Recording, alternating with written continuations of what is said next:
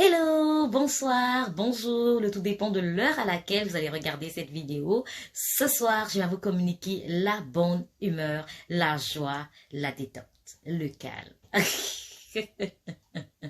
J'espère que vous allez bien. Je suis Sarah Moussondi, Sarah Divine Moussondi, ou Madame Pépé, ou la sœur Sarah, pour ceux qui me connaissent. Donc, ce soir, je vais vous parler d'un sujet qui va vraiment vous aider dans vos démarches afin de vous éviter à 99% un refus de visa. Quelle que soit la demande que vous faites, comment éviter le refus de visa? Quand je parle d'éviter, j'ai bien dit à 99%. Alors, faut pas mal interpréter mes propos pour dire qu'elle avait dit si en fait on va pas se voir refuser le visa. Non, c'est faux. S'ils jugent pas que vous pouvez pas avoir le visa, ils vont refuser le visa même si vous avez respecté ce que je vais vous dire ce soir. Mais au moins à 99%, vous avez plus de chances d'avoir le visa que de vous le voir refuser. Donc, pour commencer, cette règle s'applique à toutes les demandes que vous pouvez faire. Donc, que ce soit un visa visiteur, un visa travailleur, un visa étudiant, etc., etc. Quand vous faites votre demande de visa, je pense que dans les vidéos précédentes, je vous avais dit l'idéal, et je le conseille encore, et je le répète encore, l'idéal, c'est vraiment de faire une demande en ligne. Pourquoi une demande en ligne? Parce que la demande en ligne vous permet de pouvoir éviter d'abord le délai de la poste. Vous avez la possibilité de suivre votre dossier en temps réel. Vous avez la possibilité de téléverser chaque document en temps réel. Ça veut dire que vous n'avez pas besoin d'appeler, vous n'avez pas besoin d'envoyer par la poste et que ça fasse encore, je sais pas moi, combien de jours, le temps que ça arrive. Mon Dieu, si vous êtes en Afrique, on ne sait pas combien de temps ça va arriver, surtout en période de pandémie encore. Donc, en ligne, vous avez la possibilité de pouvoir juste téléverser vos documents et également rentrer dans votre dossier pour suivre vérifier l'état du traitement de votre demande. Donc, vous aurez toutes les informations. Excusez-moi. Donc, après avoir fait ça, donc la demande en ligne, avant de faire la demande en ligne, ce que vous devrez savoir, c'est qu'il faut d'abord, là, je vais prendre un exemple vraiment du visa visiteur. Si vous venez en tant que visiteur au Canada et que vous avez quelqu'un qui va vous faire la demande, une lettre d'invitation, cette personne a le devoir de pouvoir mettre toutes ces informations. Toutes ces informations dans la lettre d'invitation. Et vos informations également. Toutes vos informations. Et cette personne a le devoir d'indiquer la raison ou le but de votre voyage. Le délai, ça veut dire le temps que vous allez rester.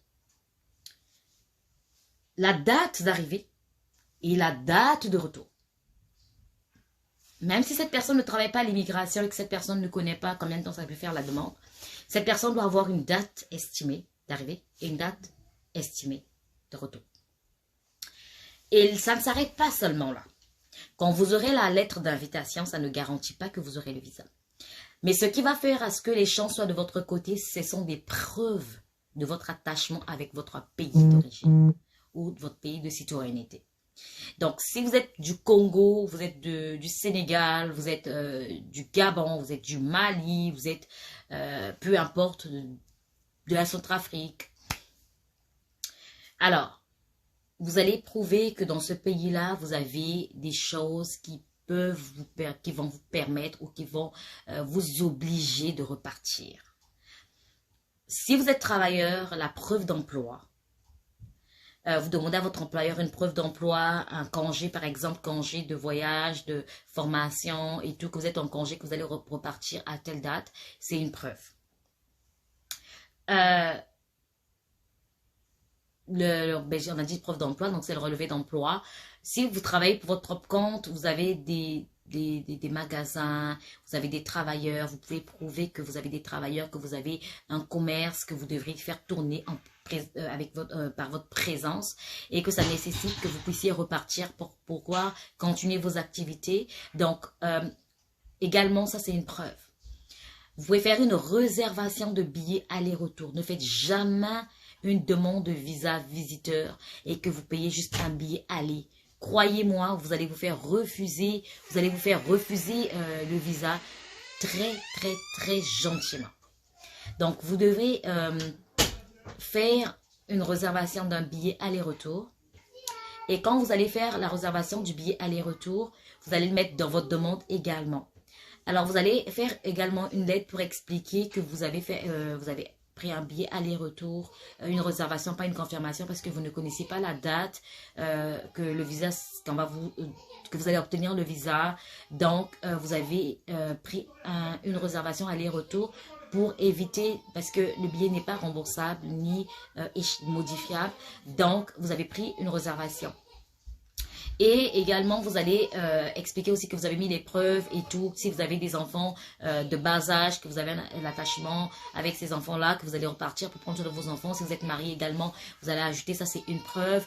En tout cas, ce qui vraiment prouve que vous allez repartir. Donc là, vous mettez des chances de votre côté afin que vous puissiez avoir le visa. Mais si vous ne mettez pas des informations et que l'agent chargé de pouvoir traiter votre demande, lorsqu'il va se rendre compte que votre demande est incomplète ou qu'il n'y a pas assez d'éléments pour prouver votre retour, il va vous refuser le visa. Et il y a une lettre qui va accompagner votre refus pour vous dire que nous ne sommes pas convaincus et tout. On vous remercie pour votre intérêt, l'intérêt que vous avez accordé pour venir visiter le Canada, mais par rapport à notre évaluation, en jugement qu'on peut pas vous donner, on vous refuse le visa parce que on n'est pas convaincu que vous allez repartir dans votre pays. Donc là, ça manque des preuves que vous allez repartir dans votre pays. La deuxième raison, il peut avoir des intentions douteuses et l'agent va le mentionner dans la lettre parce qu'ils ne sont pas convaincus. Ils se disent que vous allez venir ici, que vous allez rester. Donc ça aussi, il faut éviter. Là, je donne un conseil vraiment à nos frères, à nos sœurs, les membres de nos familles qui ont l'habitude de falsifier des documents. Croyez-moi, ils savent si c'est un document falsifié, ils peuvent toujours vérifier. Et si le document il est falsifié, alors vous allez avoir un refus et vous risquez même d'avoir une interdiction de territoire. Surtout si c'est vraiment un truc très grave, parce qu'ils ne blaguent pas avec ça. Donc, veillez à ce que vos documents soient vraiment authentiques, que vos documents soient vrais quand vous allez fournir vos documents. Vous travaillez pour une société, les relevés de paye et tout ça. Alors, il y a un point que j'allais également souligner qu'il faut faire très attention. Il y a beaucoup de nos frères qui n'ont pas de compte bancaire. On connaît que c'est la maladie de l'Afrique. Et quand ils veulent faire le voyage, en ce moment, les voilà en train de courir à gauche et à droite pour chercher un compte ou pour ouvrir un compte ou pour faire des trucs que vous connaissez. Alors, il faut savoir que aujourd'hui, tout le monde est informé de ces magouilles. Et ce qui se passe, c'est que puisque vous allez courir, aller ouvrir un compte d'urgence et tout, et vous allez mettre de l'argent, je ne sais pas comment vous allez mettre, si c'est un an qui va éjecter de l'argent dans ce compte-là, la demande également peut être refusée. Parce qu'aujourd'hui, que ce soit l'immigration canadienne ou des États-Unis ou la France, quand on demande une preuve financière ou un compte bancaire et tout, ça doit être un compte en mouvement. Un compte où il y a eu des mouvements, il y a eu des retraits, des dépôts, des retraits, des dépôts par exemple de salaire chaque mois. Donc, arrêtez avec l'idée de vous dire qu'on va faire ci, on va faire ça. Vous allez vous faire refuser le visa et ce n'est pas agréable, comme je le dis toujours. Il y a de l'argent que vous allez dépenser avant. Vous allez parfois aller faire des empreintes biométriques. Il faut parfois se déplacer dans un autre pays. Si dans votre pays, il n'y a pas le centre habilité, vous allez faire des examens médicaux, vous allez payer de l'argent, vous allez faire beaucoup de démarches. Les frais également de traitement de dossier, vous allez payer de l'argent et à la fin, imaginez que tout ce que vous avez fait, c'est réduit en néant parce que vous avez mis des faux papiers ou parce que vous avez fait des fausses déclarations.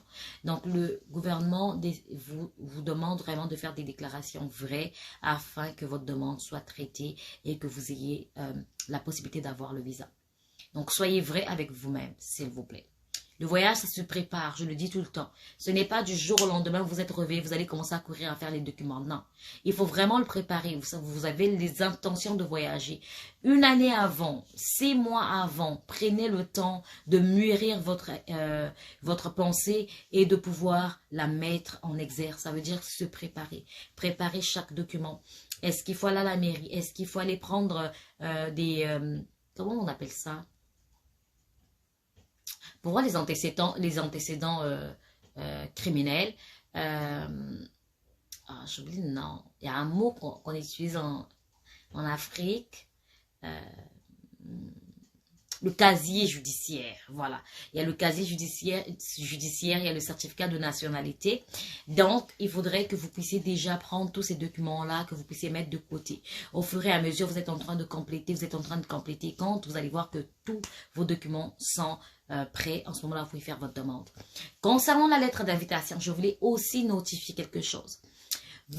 Si la personne qui va faire la personne qui va faire la lettre d'invitation, si cette personne a vraiment la possibilité de pouvoir aller chez un notaire pour pouvoir mettre son cachet sur votre lettre d'invitation, que cette personne puisse le faire. Ça donne plus de poids à votre lettre d'invitation qu'une simple lettre écrite à la main et puis signée. Il y a certains pays également qu'on exige que la personne qui vous fait l'invitation puisse aller chez un notaire pour pouvoir mettre son cachet, mais il y a d'autres on n'exige pas. Mais je vous conseille quand même de le faire, ça met plus de chances de votre côté pour que lorsque vous allez faire votre demande, en ce moment-là, que votre demande soit acceptée. Donc n'oubliez pas, lorsque vous faites votre demande, préparez-vous à l'avance s'il vous plaît. Préparez tous les documents possibles, tous les documents dont vous aurez besoin. Faites votre demande en ligne pour éviter les frais de la poste, pour éviter le délai de la poste également et pour pouvoir vérifier en temps réel l'évolution de votre dossier et téléverser également vos documents. Veillez à ce que la lettre d'invitation soit une lettre conforme à ce que le gouvernement demande. Donc, vos informations, toutes vos informations, votre nom, prénom, date de naissance, numéro de téléphone, adresse résidentielle, le nombre de personnes dans votre logement, vos revenus financiers, ça vous allez mettre ça également comme preuve. La personne que vous invitez, son nom, son prénom, son numéro de téléphone, son adresse, la raison de son voyage ou de sa visite, le but de sa visite, la date à laquelle elle doit arriver, la date à laquelle la personne doit repartir. Donc, toutes ces informations-là doivent figurer dans votre lettre d'invitation. N'oubliez pas une preuve d'emploi ou une preuve que vous avez, je dirais ça en gros comme ça là, pour juste ne pas citer plusieurs choses. Je dirais une preuve d'attachement à votre pays, que vous allez repartir. Ils ont besoin de ça. La lettre d'invitation ne suffit pas. Il faut vraiment une preuve d'attachement à votre pays. Un commerce, une preuve d'emploi, avec les congés, le nombre de jours que vous allez faire, et tout ça qu'on vous a accordé dans votre pays. Et par la suite, il faudrait aussi aller chez un notaire pour pouvoir mettre son cachet sur la lettre d'invitation. Et quand vous aurez tous les documents, à ce moment-là, vous pouvez faire votre demande. Alors, quand vous allez faire votre demande, vous allez voir que votre demande sera acceptée et vous allez avoir votre visa. Il y a 99% de chances que vous ayez votre visa. La prochaine vidéo que nous allons faire, on va parler de refus. Donc, si vous avez eu le refus en ce moment-là, qu'est-ce que vous devez faire si vous avez un refus, que ce soit pour un visa étudiant, que ce soit pour un visa visiteur. On va en parler dans la prochaine vidéo. Alors, si la vidéo vous a plu, je vous conseille, je vous supplie de pouvoir vous abonner, de pouvoir liker et de pouvoir commenter. Vous avez des questions, n'hésitez pas.